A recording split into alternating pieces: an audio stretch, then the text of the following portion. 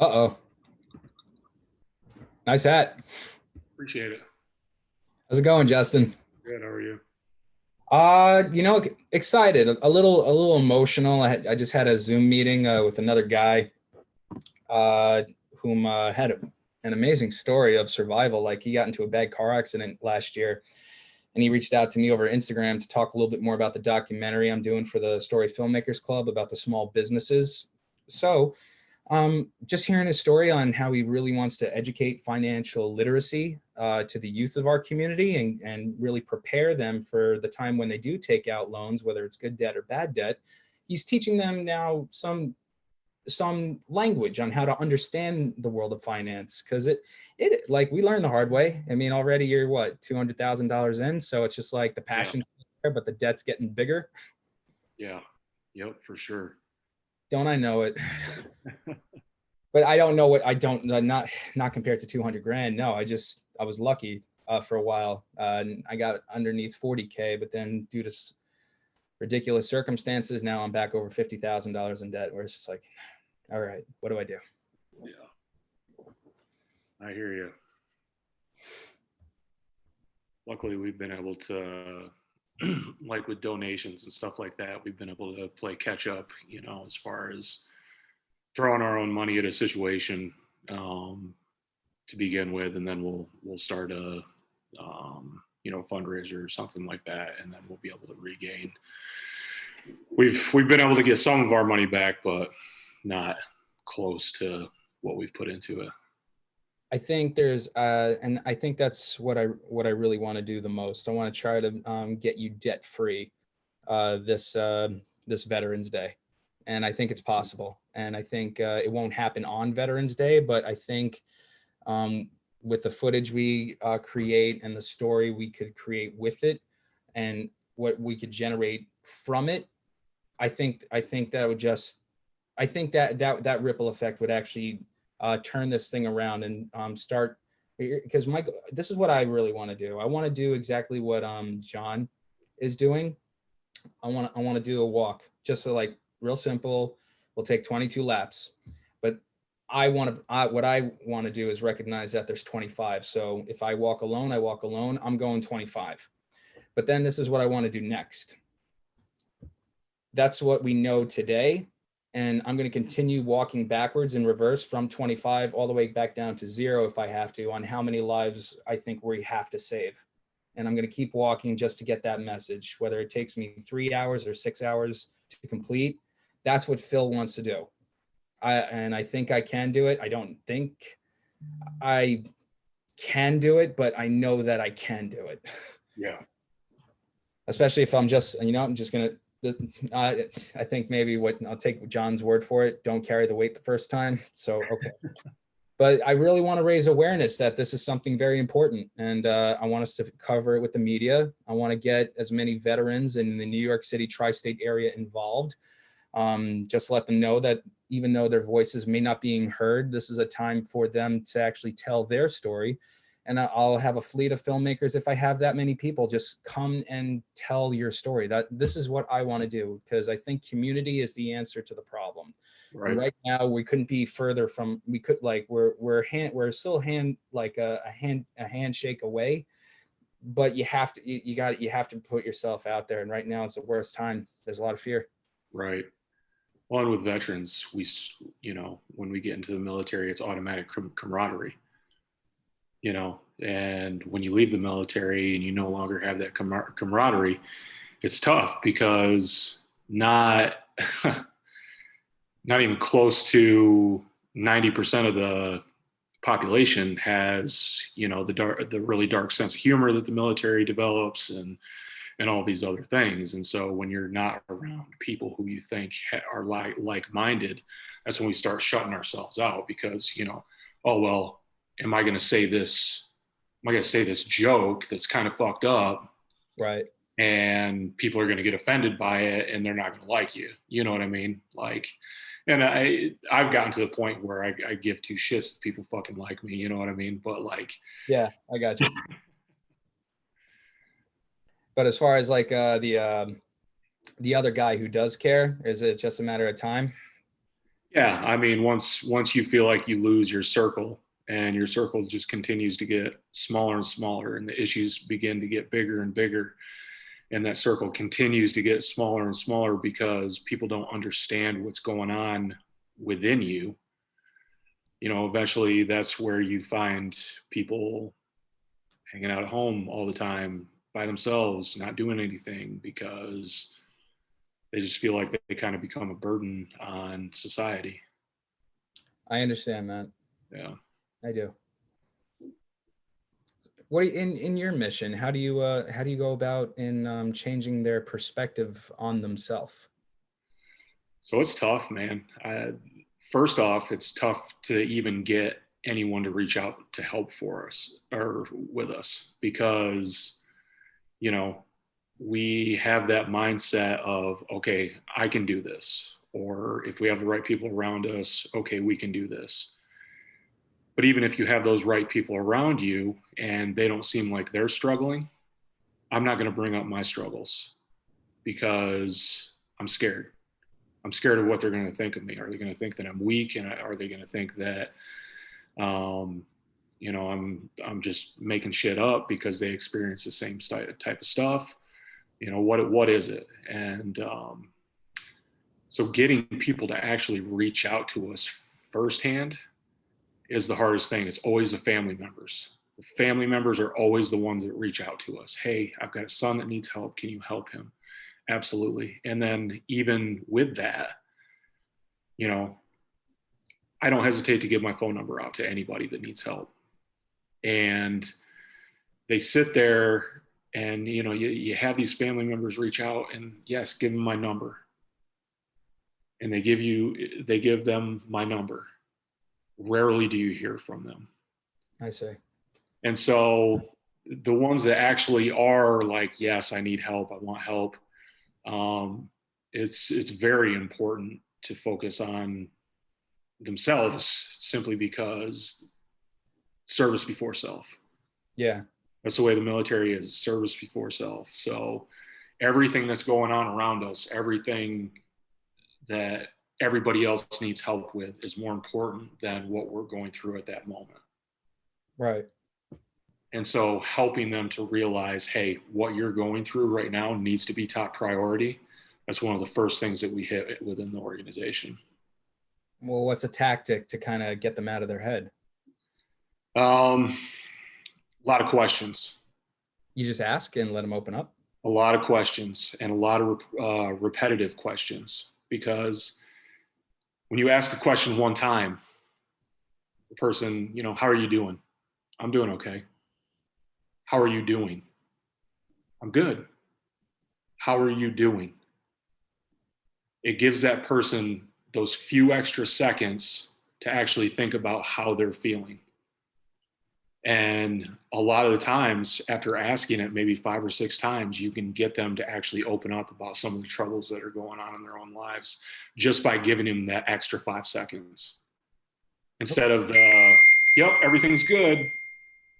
Okay, that's great. Great. I'm glad everything's good. No. Are you really okay? Are you really okay? Are you really okay? And it'll bring people in, man. Is the goal to get them to accept that they're not and let them know it's okay that they're not? Yep. So A lot of people think that they're broken because they are. they have these feelings that they've never experienced before in their life. Acknowledge. Or maybe they've experienced them their entire life, but they were never taught how to deal with them.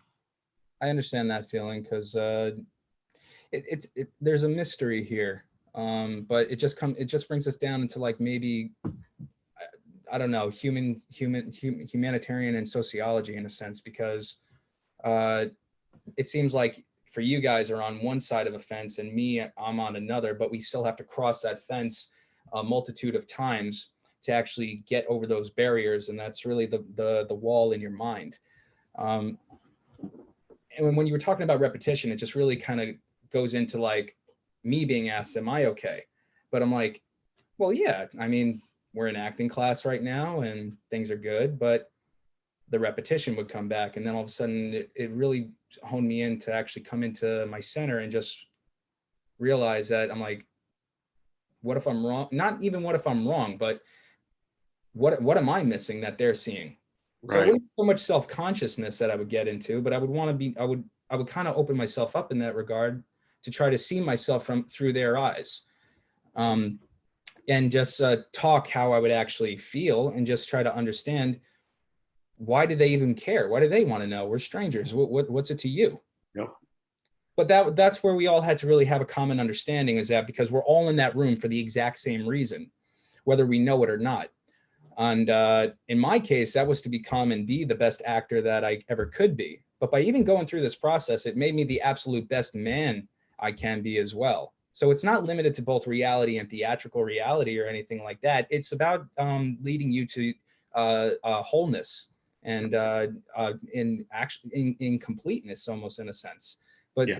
unfortunately, it is a process to find out where you are in that process. Absolutely. Absolutely. And the biggest thing, when anybody knows where they are at in the process and they're trying to speak to you about that, maybe they're, okay, you know, here's where I started, here's what happened, here's how I've worked through it, or this just happened to me, I don't know how to deal with it. Society has become very good at being sympathetic. Someone who's struggling for mental health doesn't need sympathy, they need empathy. So instead of, hey, how you doing? Oh, I'm really struggling. Oh, I'm sorry that you're struggling. It's sympathy. I say, I'm really struggling. Well, you know, what's going on? How can I help you? You know, I'm here to listen. It's empathy. yeah. But society doesn't know the difference between those two. Large majority of society does not know the difference between sympathy and empathy. And so therefore the person gets sympathy when in all reality, that's furthest from the thing that they need. Mm-hmm.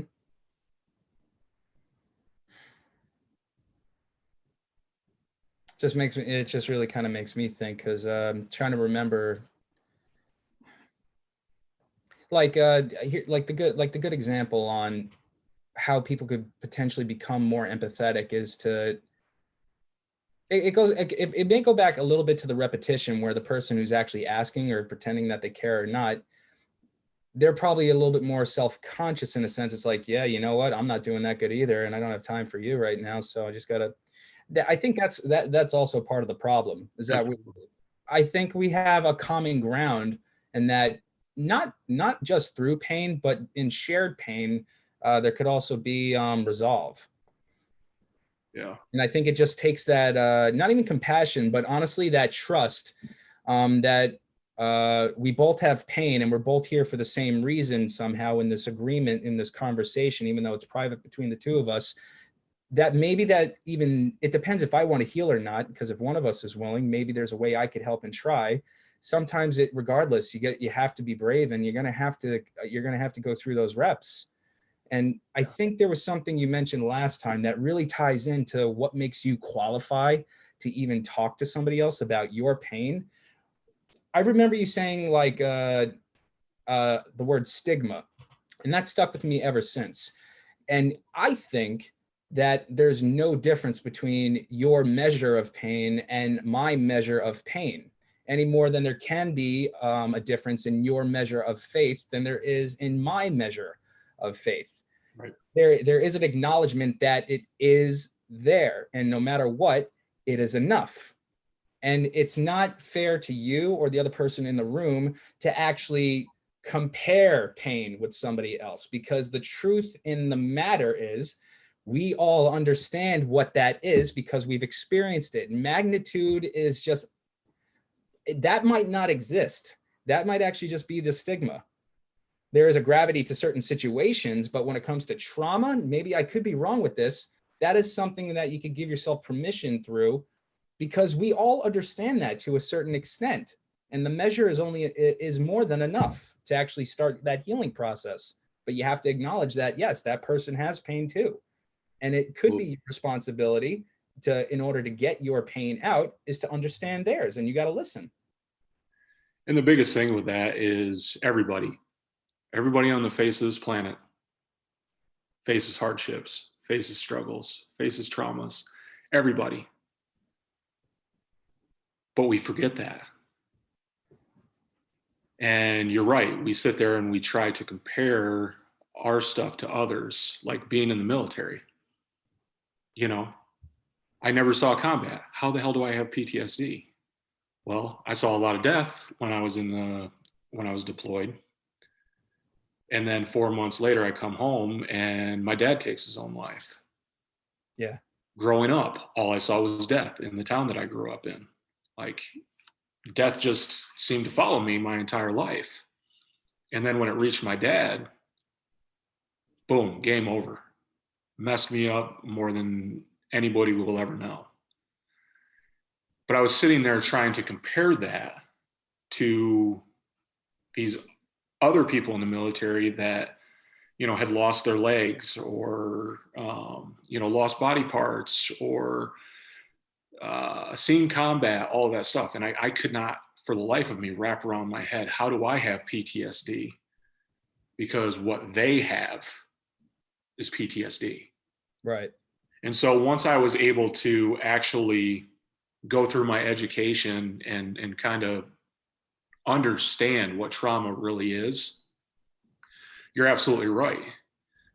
You can't put a measure on it, because what affects one person may not affect the next person. But what affects that person may not affect, everybody's different. Mm-hmm. Everybody's trauma levels, everybody's perception on life is different. And so to sit there and try to compare PTSD to PTSD, you're in a losing fight on your own already. That's not it's counterproductive. That's not going to help you obtain the overall objective. Right. And I think maybe does it come down to potential, like, do in order to heal, do we need to understand what the objective actually is?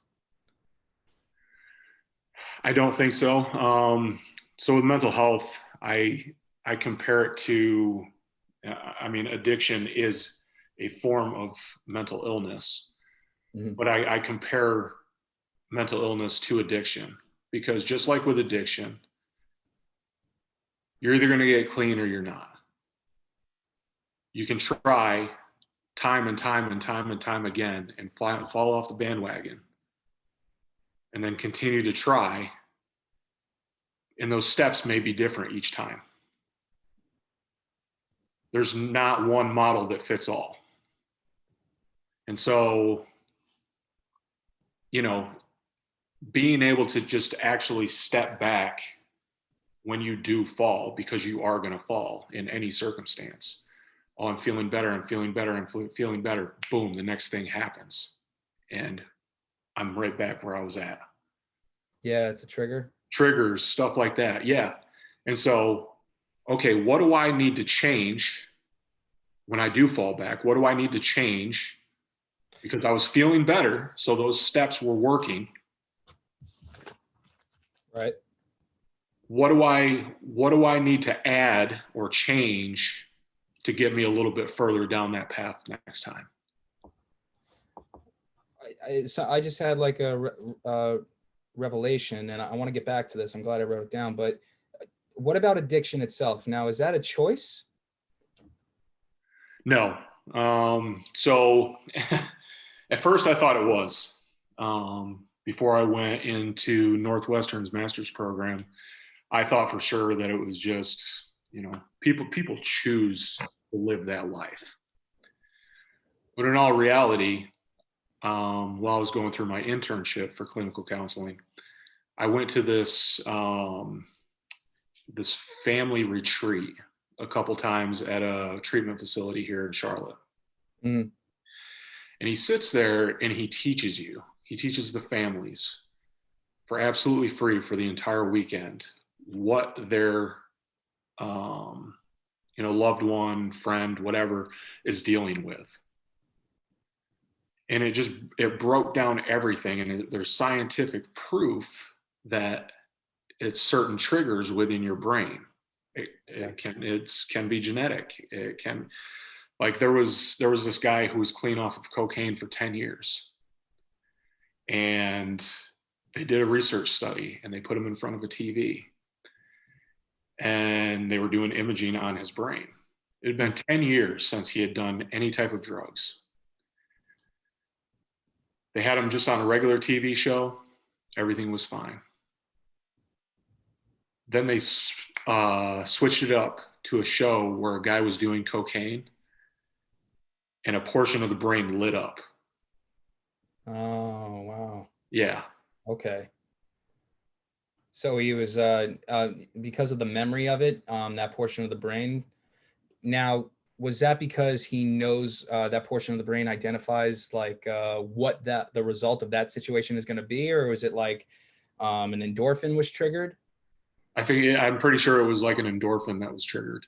I see. So he associated cocaine, even the idea of it, with some level of an emotional high Yeah. that would actually engage his brain. But now, does it, even though the endorphin might have been there, does that make you want to actually do cocaine even more? Or is I the think idea just enough? I think it depends on where you're at in the process. I mean, this guy had been clean for 10 years. And yeah, I think it's the where you're at in the process and the willpower that you develop throughout the process. Is it so, like, in order for you to stay clean, is it really a matter of why you want to be? I believe so. Okay, so you just need a strong understanding and a strong why. Yeah. And that's what in our training classes that we do, I always ask the audience, whether it is mental illness or addiction, what is your why? Mhm. Why do you decide to get out of bed every day? Why do you decide to do what you do every single day? Why? Mhm.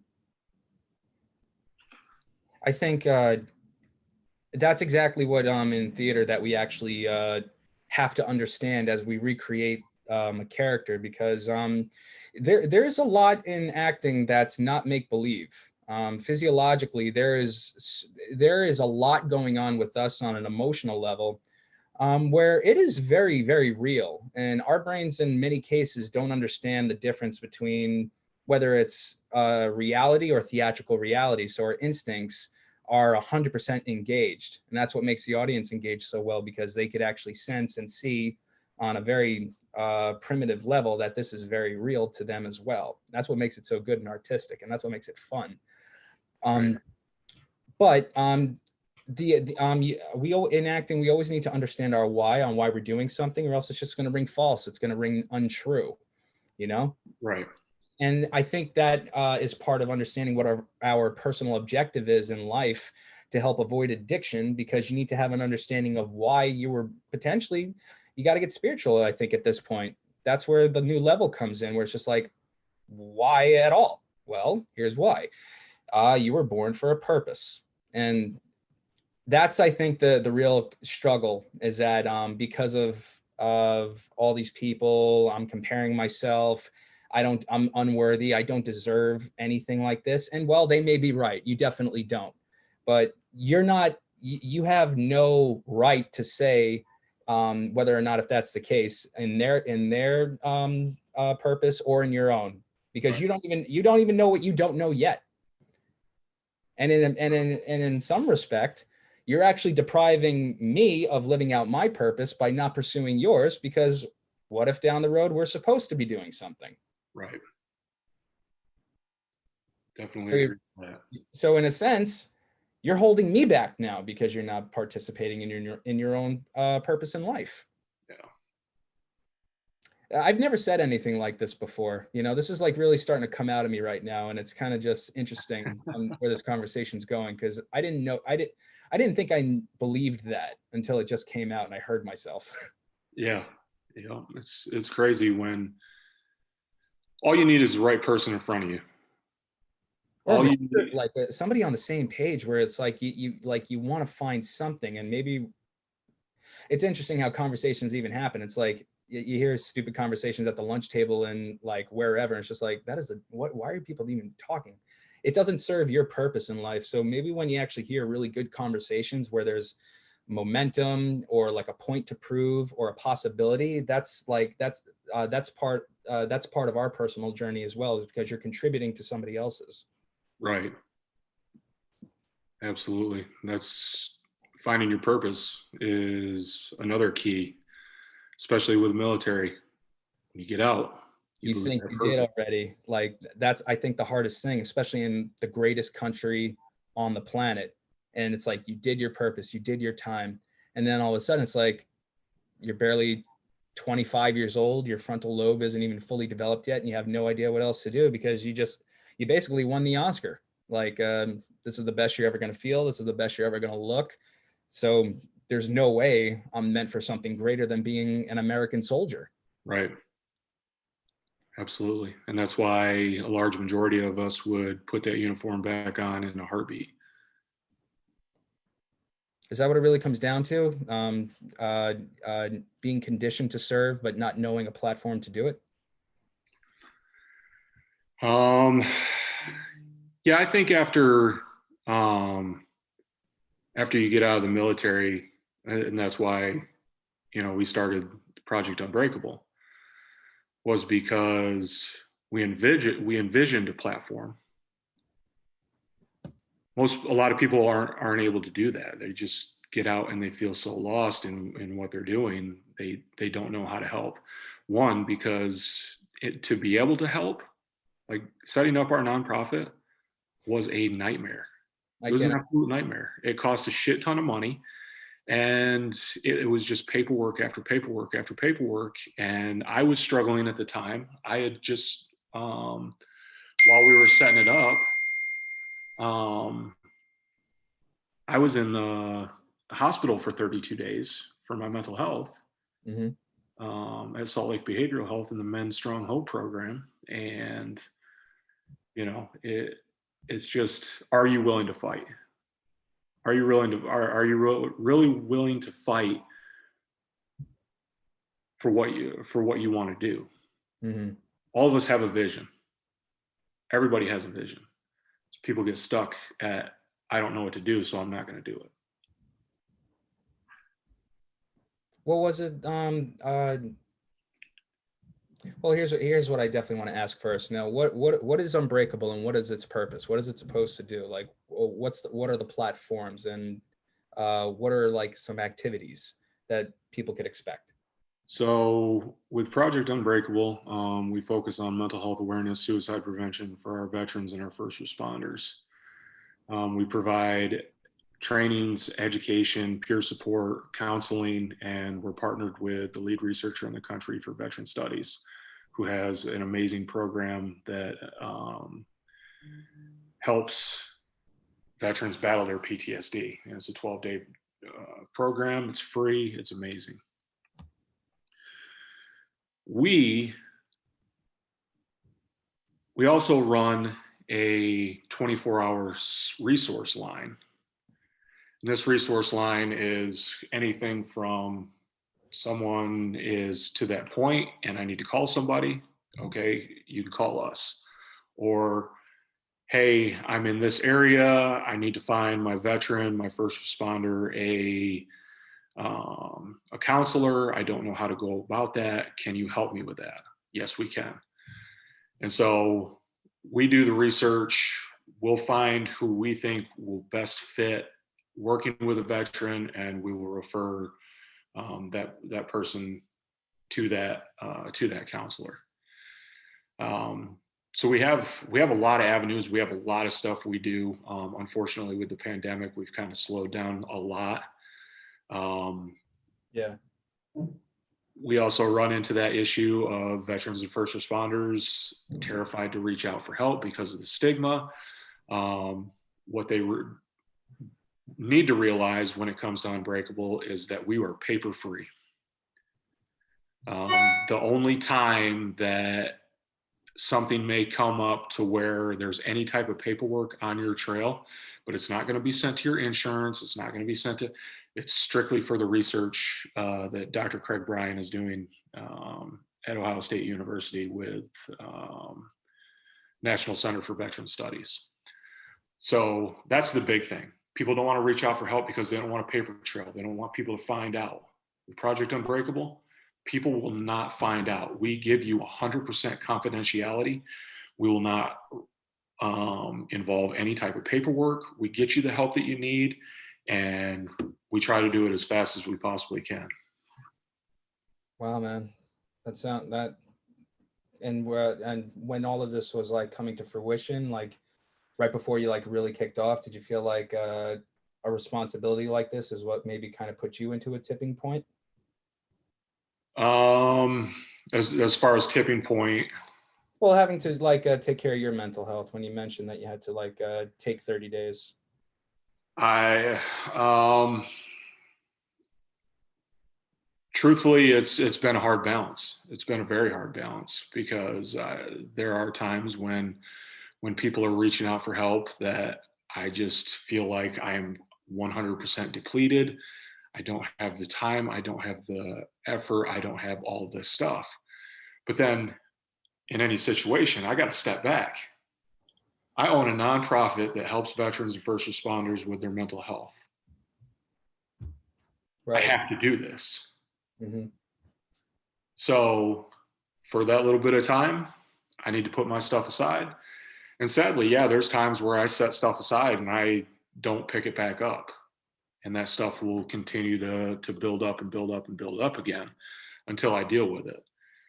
It's just that self-awareness and ensuring that I'm taking care of myself while I'm also helping the veterans and first responders. Well, what would make Unbreakable more self-sustainable?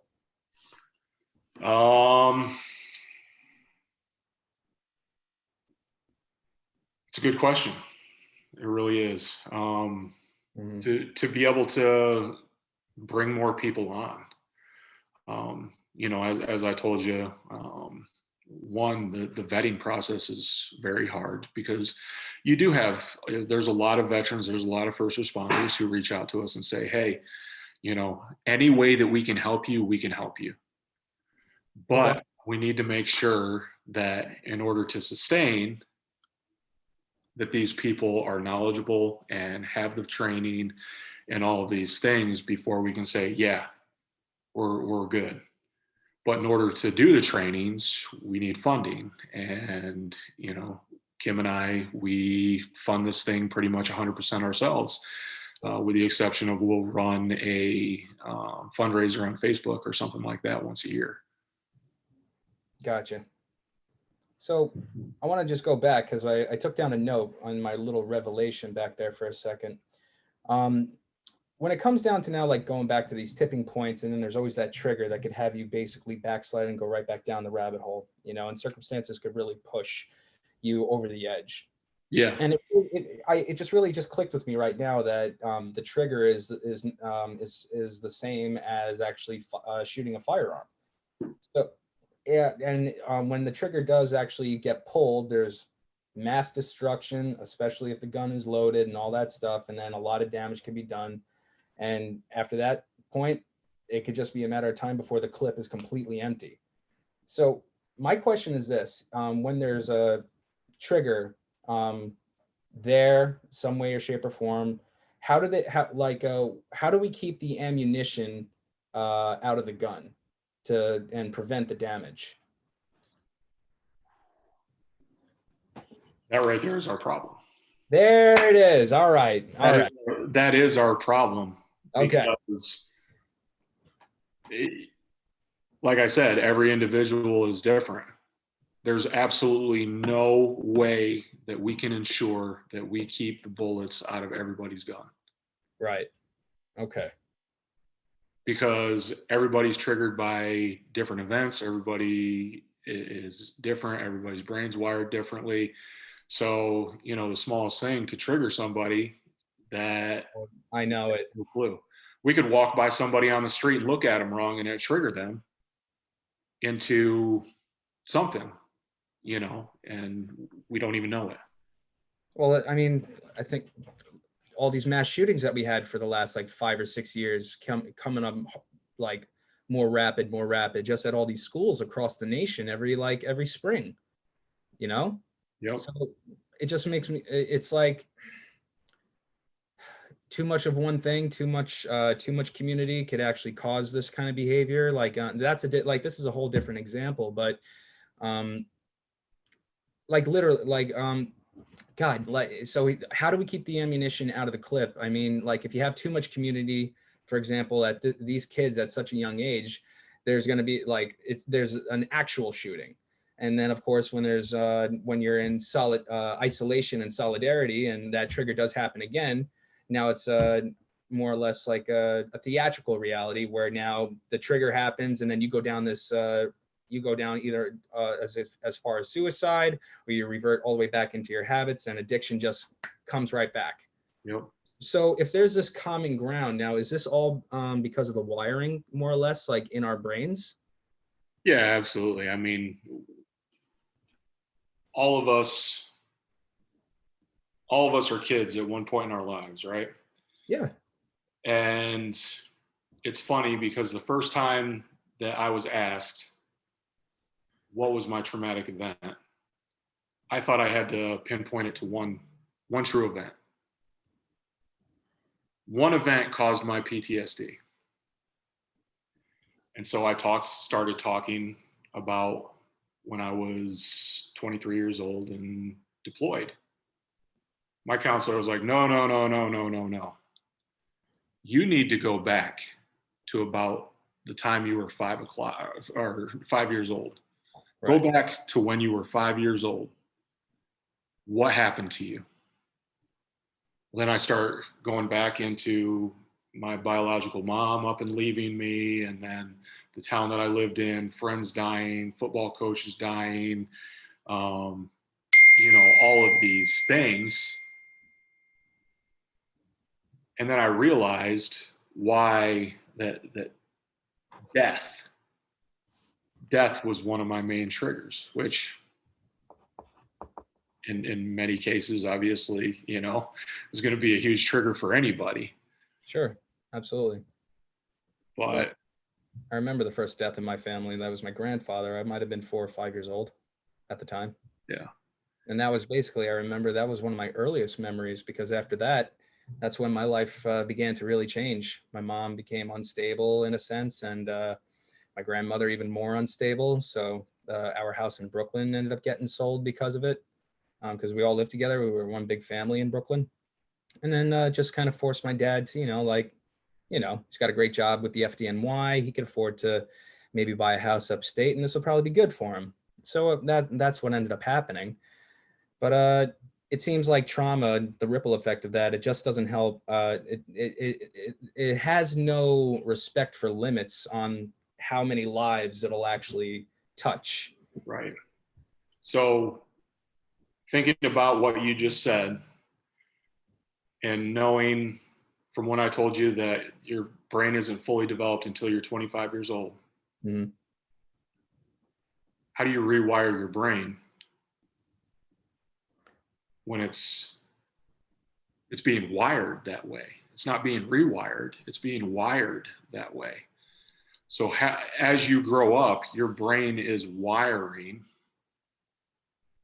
So I hate when people say, oh, well, the brain was rewired, and no. This person faced traumas as they were a child, and then they went into the military, they went into law enforcement, they went into firefighting, they went into, any type of first responders. Their brain was already wired that way. Right. Unless you had a squeaky clean childhood where everything was perfect, which I'm sorry, does not exist. I can't agree with that. I can't agree with you anymore, or agree that is even possible. Yeah, it's not even possible. So all you're doing is you're not rewiring your brain by the time you get into the military or into law enforcement, firefighting, EMS, whatever. And then the ripple effect will just continue, because now everybody's bound, like it's just now becoming a clash of the Titans after 25 years old. Yep. You're trying to understand your purpose in life, and it's a distraction because nobody could relate to you. And you don't even know, like now genetics, and why are you a man and not a woman? Why were you born the year you were born? And and now you could even go down the rabbit hole for a long time on asking all these questions. But then what was the point of it all if it was just to prove a point on a spiritual level? So it could get very dark very quick. Absolutely. So Doesn't take much. So the more times you actually ask why is basically the more ammo goes into the clip. Yep. And then how you actually, so, okay, not that the trigger could ever be bad, but you, like, even in acting, we have full responsibility, especially when the stakes are that high, not to fuck up because everybody's watching you. So I kind of feel like in a theatrical reality, and this is just my theory, is that that's where it actually conditions you on how to actually pull the trigger responsibly, you know? Yeah. Because you could still be a marksman and it's still a tool, but so is your mind and so is your tongue and so is your behavior, you know? Absolutely. I'm starting Well, to really like this conversation. This is getting good. and it's, if only we dealt with our issues as they came, Yeah. Okay. we would be much better off as a society, because everything's so fast paced nowadays that Yeah. something happens to you, I don't have time to deal with that, I'll deal with it later. Something else happens to you, I don't have time to deal with that, I'll deal with it later. And you keep on living your life, and all these things keep, all these little bullets keep hitting you. And you're soaking them in like sponges, and, oh, I'll deal with that later, I'll deal with it later, I'll deal with it later. Well, eventually, it's going to get to the point of where it's going to poison you. Yeah. You're going to get the lead poisoning, right? Yeah. Like literally lit up lead poisoning. Right. Whole clip. Exactly. So no wonder people, like, if we, but the problem is we're not taught about it as children. And you and I have talked about this before. If they taught about mental health in middle schools and high schools, instead of just teaching psychology, actually teach mental health in your health classes and in your psychology classes and all of that, you would see a huge difference in this country. Yeah. Because you would have kids who understand it and they know that it's okay to reach out for help. And all we have to do is start at some generation at a young age, making minor changes. I mean, in all reality, they're major changes, but in the realm of things, they're minor. Even a 1% difference or a 1 degree difference down the road is miles in distance from each other, from the point of separation, you know? Absolutely. So if they started in a psychology class in high school, instead of just teaching psychology, teach those kids how those psychological factors relate to their life. Have them take a look into their own lives during these classes. That way, when they go to college, they know how to deal with being away from mom and dad. They know how to deal with being away from friends. They know how to deal with the stress of a 20-page paper due in the morning. It gives them the ammunition to succeed in life, but it's something that's being completely skipped over. Why? It's a simple fix. It doesn't fix the entire problem, but it fixes a portion of the problem. Start education early. I mean, real education, honestly. Real education. I think this is the line on the next level where things get political. Right there. And Yeah. I think to kind of tie into what you were saying, and not to focus on politics, but the urgency and the conditioning we're growing up with of like, I don't have time for this, but I don't have time. Yeah, that's the truth, because you have a full understanding that time exists in this manner. And we knock it down to 24 hours and to 7 days a week, 30 days a month, and then year after year. And good luck if you get past number 70. Right. So this is now where things get interesting. You're putting these patterns into place, and you're basically going into a cycle and a dance that actually influences your behavior. And once your behavior becomes influenced, you're now influencing other behaviors, especially if there's a panic. That's just a clear example. And then you have to now go back to like, okay, wait, time. We understand the pattern now, but what is it that actually puts me in charge of my behavior? And now that's where things get very spiritual when you're actually going away from politics. Now you're trying to figure out from now this behavior, why am I doing it?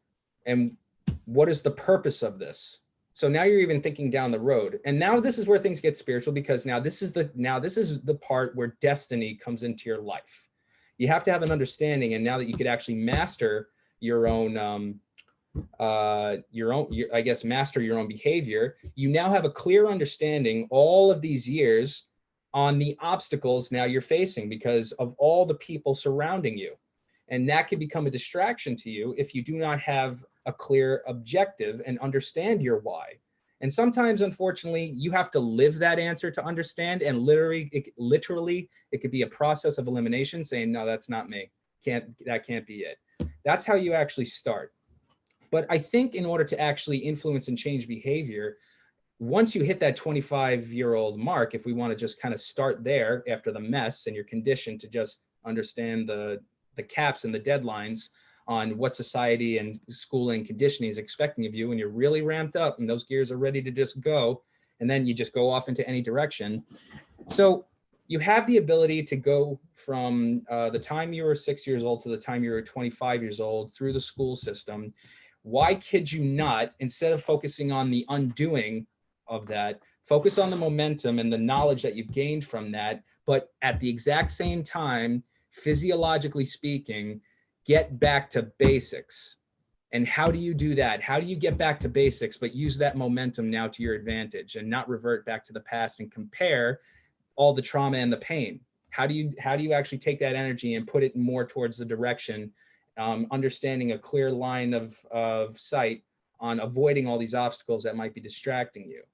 So is there anything in your program for Unbreakable that actually could train the mind as well as the body to kind of get you back to basics and use that momentum as a resource? So that's where Dr. Craig Bryan's program comes into place. He uses cognitive processing therapy. Basically, it's an hour of therapy a day for 12 days, and you have homework sheets. And on these homework sheets, it asks you simple questions. And while you're going through those questions, it does make you get back to the basics of, well, I couldn't have stopped this. I didn't really have this. This wasn't even on me.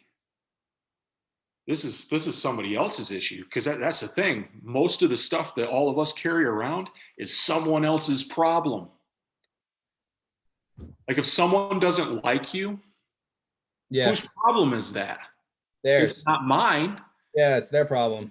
but yet we're the ones who carry it around.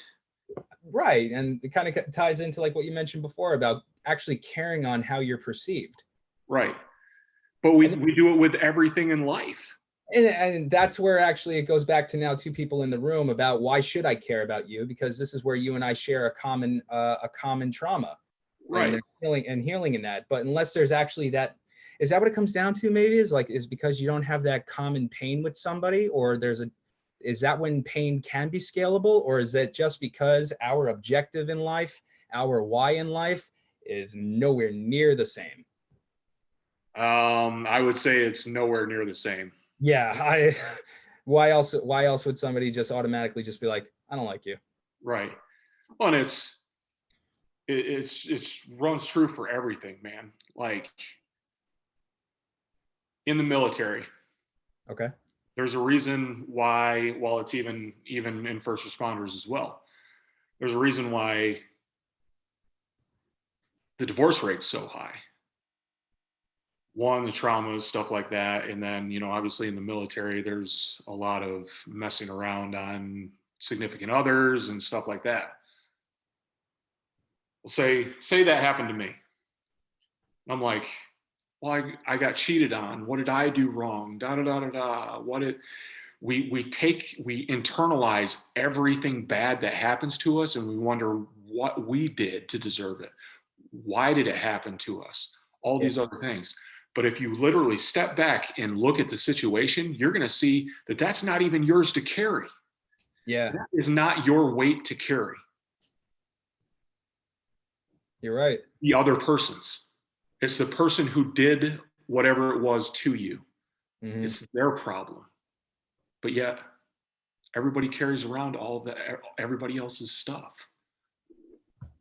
So is it like well, obviously Jesus talked about this, that now it comes down to now when these emotions come and you want revenge at some point, you want to get even somehow. Yep. But then of course, like we know the story. But Sal, what do you think would actually make maybe not even the process, maybe the process is meant for them to actually go through, and it's actually for them to make them stronger and better. And I could attest to that, because when I was 25, I had the biggest heartbreak of my life, and it crushed me for years. Yeah. On top of that, the silver lining in that is, if it weren't for that, I never would have had the will or the drive to want to get sober, you know.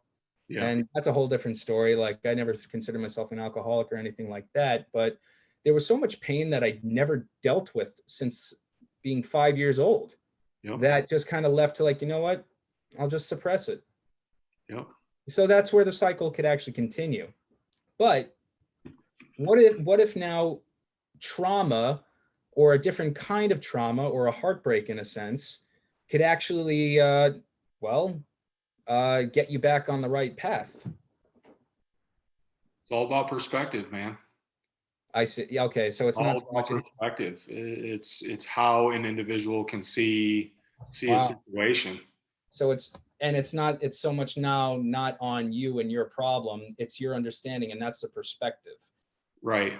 Wow, dude. Like, man, I get it. Yeah, it's hard because there's no solid answer for anything that we're talking about in No, our reality. You know what I mean? this comes back to what I was saying before. You live the answer. And God, like, have you been listening to the Order of Man podcast yet, by chance? I haven't yet. No. So I mean, like, for years, and I didn't even know that. I didn't even notice this until Ryan mentioned it last week. He started this years ago, and I started listening to it right before, like, earlier, way before the pandemic. And I'm catching up, and I listened to like the first 50 or 60, and then the pandemic really hit. And I'm like, I really love this podcast. I wonder what's going on present day. Fast forward, I missed his whole life. Like, and he finally opened up about how his wife and him had to break up for a little while, so everybody could just kind of take a break. But at the end of every single show, he would always ask, what does it mean to be a man? And just recently, he just stopped asking that question. And he said why. And it's just like, God, I always imagined being on the show as a listener, and finally getting to just say exactly what I think it means to be a man. And it just kind of ties into, like, honestly,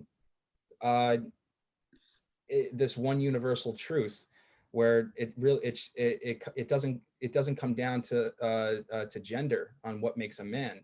That is what you are, but that's not what a man is, and that's not what a woman is. The answer actually is something very simple for both man and woman. It actually is, you live the answer. That's what it means to be a man. That's what it means to be a woman. You live the answer. And that goes right into how you think, that goes right into what you do, and that actually concludes in everything that you do know. So what you know actually is in direct alignment, if not one and the same, to how you live. So you live the answer. I like that. That makes a lot of sense. Yeah, it does. I kind of feel, honestly, I kind of feel obligated or compelled to really, like, kind of release this conversation into the universe and just see who hears this, because I think there was a lot of healing in this that could happen. Because if it does come down to perspective, And I want to, and if anything, we should actually keep this conversation in the show or tie it into how we actually promote the walk. I really want to do this. And Rocco didn't get a chance to really jump in this call. And I'm sure like you're going to chew him out for that. He'll listen to you. I think this could actually be done very quickly, very simply. I don't believe we need a permit or permission to do something like this. I think my connections with the park department could actually just give everybody a heads up, and on my end in New York City could just let enough people know, everybody including John, Vince, and yourself, just give everybody a heads up to tune in. And if there's a way that I could kind of document it, documentary style in a sense, and then re-release that and then turn that into a product to give to you directly, maybe that could actually be used to actually fundraise Unbreakable in the long and short term. Heck yeah, that'd be awesome. And then there's just me. Why the fuck am I doing it?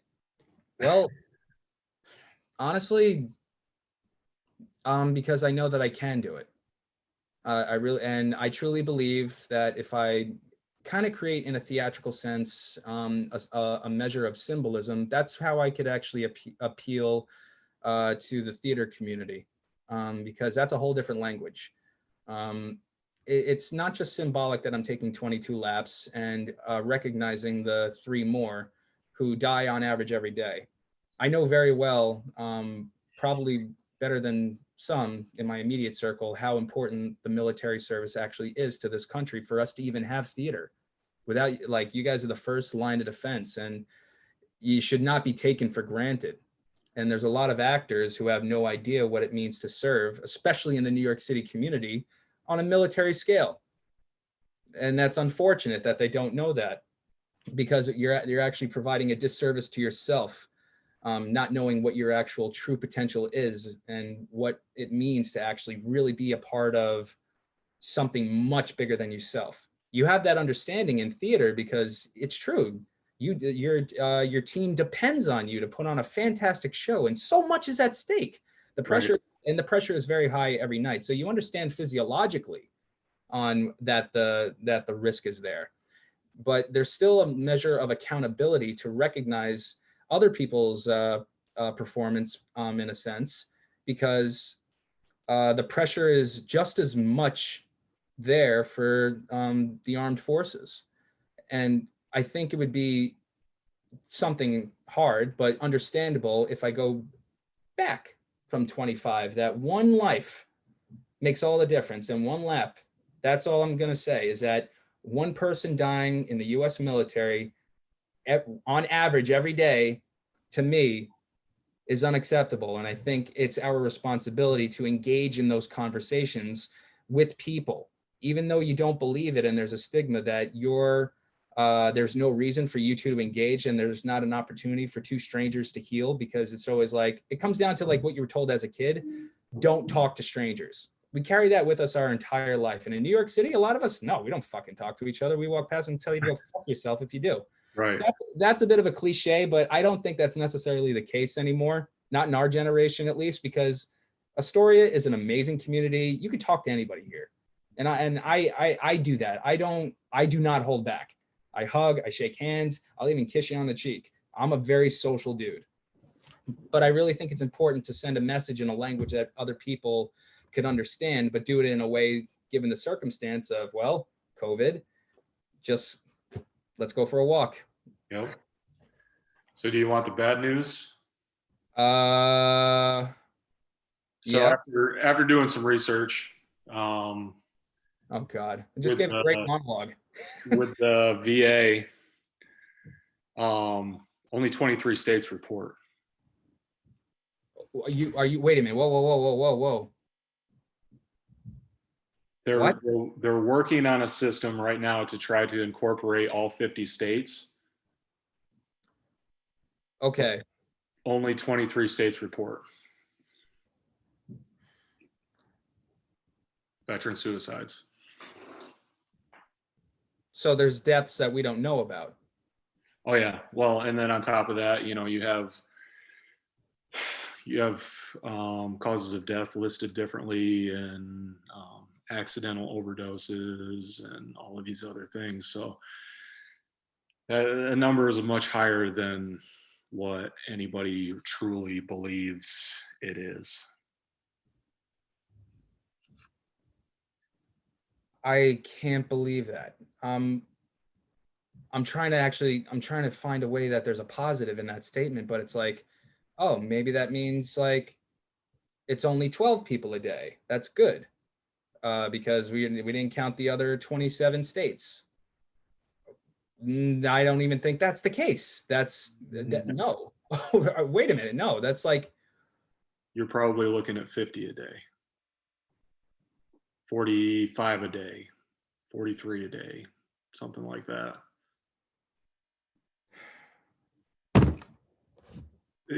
it's wow. crazy, man. It's crazy. The VA is working on a system right now. I'm not sure where it's at, what it's doing, how they're gonna incorporate everything, but from what I've read, they're working on something. Okay. But I guess that might be one of the next connections to go to through the VA and letting them know about the walk and open up resources across the board to try to bridge these gaps to get data, effective data and true data onto the table. It seems like they're just maybe outmanned, and this is a huge undertaking. oh, they are. The VA is completely, they are so undermanned. It's not even funny. My wife has an appeal in. She filed a claim 2 years ago, appealed it a year ago, and still has not heard anything about it. Against the VA? It's for comp and pen for the Oh, injuries and like all of the stuff that's going on with her physically, mentally. The process has been 2 years so far, just to get correct compensation. I think maybe it gets so freaking complicated with finance because that's all fiat. Come on, like that, and that's where it gets even worse. There's your socialized medicine for you.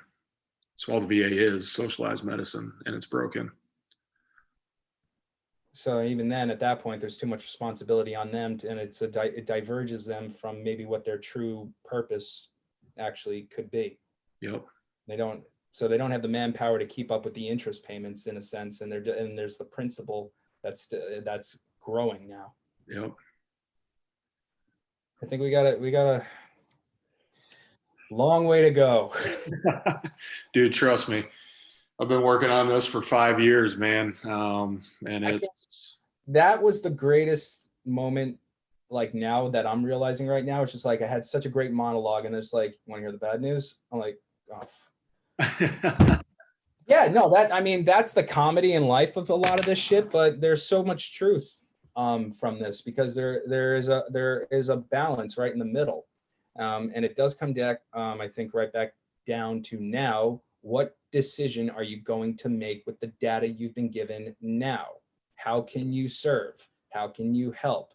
Why? I just felt exactly why. It doesn't have to be a definition of why that equals why you're doing what you're doing.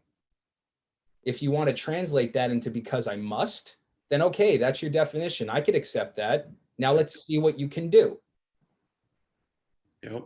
When that rock slides into your gut, that's when you gotta make a decision of, all right. I haven't felt that in maybe years, and I swear to God, that dynamic of a feeling right there, God. Yeah.